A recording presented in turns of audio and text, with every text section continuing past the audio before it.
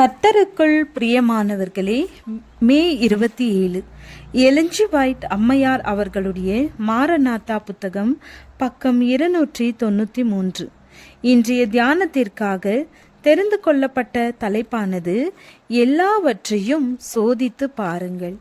வசனம் மத்தேயு 7வது அதிகாரம் 15வது வசனம். கள்ள தீர்க்கதரிசிகளுக்கு எச்சரிக்கையாயிருங்கள். அவர்கள் ஆட்டுத்தோலை போர்த்து கொண்டு உங்களிடத்தில் வருவார்கள், உள்ளத்திலோ அவர்கள் பட்சிக்கிற ஓநாய்கள்.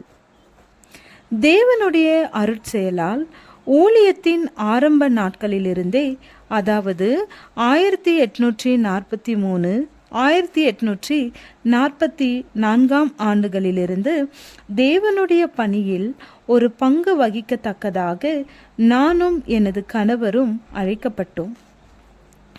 அந்த ஊழியத்தை உருவாக்கி திட்டமிடத்தக்கதாக ஆண்டவர் எங்களுடன் இருந்தார்.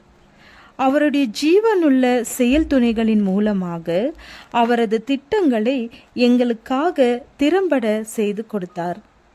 பொய்யான பாதைகள் அடிக்கடி தெளிவாக எங்களுக்கு சுட்டி காட்டப்பட்டன.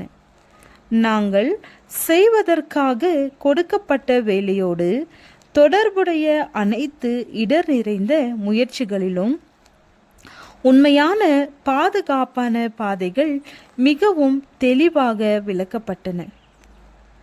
சாத்தானின் உபாய தந்திரங்களை பற்றியோ அல்லது தேவனுடைய வழிகள் மற்றும் கிரியைகளை பற்றியோ நான் ஒன்றும் அறியாதவளாக இருக்கவில்லை என்று உண்மையாக கூற முடியும். எங்களுடைய ஆராய்ச்சிகளிலே எங்களை வழிநடத்தத்தக்கதாக தேவ ஞானத்தின் மீது சார்ந்திருந்து மனதின் அனைத்து சக்திகளையும் கடுமையாக பயன்படுத்த வேண்டியிருந்தது. தேவனுடைய வார்த்தை நின்று பிரகாசிக்கும் வெளிச்சத்தின் மூலமாகவும் அவரது வார்த்தை மற்றும் சாட்சிகளின் வழியாக தேவன் எனக்கு வெளிப்படுத்திய காரியங்களின் மூலமாகவும் எங்களது கவனத்திற்கு கொண்டு வரப்பட்ட பலதரப்பட்ட அனைத்து கோட்பாடுகளையும் நாங்கள் மறுசீராய்வு செய்ய வேண்டியதிருந்தது. மேலும் அவைகளின் நிறைகளையும் குறைகளையும் கண்டறிய வேண்டியதிருந்தது. நாங்கள் மற்றவர்களை ஏமாற்றாமல்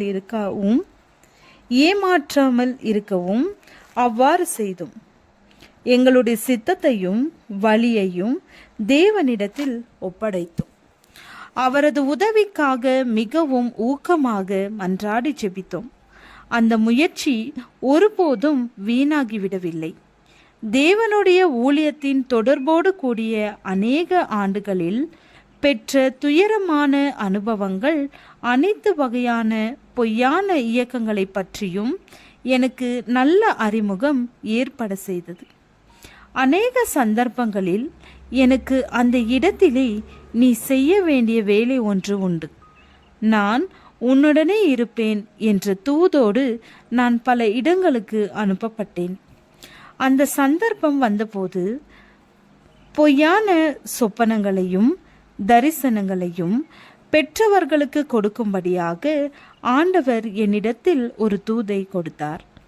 கிறிஸ்துவின் பலத்தினாலே அவருடைய ஆணையின்படி நான் எனது சாட்சியை கொடுத்தேன். கடந்த 45 ஆண்டுகளில் மற்றவர்களுக்கான கடிந்துரைக்கும் தூதுகளை தேவனிடமிருந்து பெற்றுக்கொண்டோம் என்று உரிமை கோரிய நபர்களை நான் சந்தித்திருக்கிறேன். மார்க்க சம்பந்தமான கொள்கை வெறியின் இந்த காலகட்டம் 1844 முதல் மீண்டும் மீண்டும் தலை தூக்கியது. தவறுகளை நிலைநாட்டத்தக்கதாக அநேக வழிகளில் சாத்தான் கிரியை செய்தான். இந்த தரிசனங்களில் பேசப்பட்ட சில காரியங்கள் நடைபெற்றன.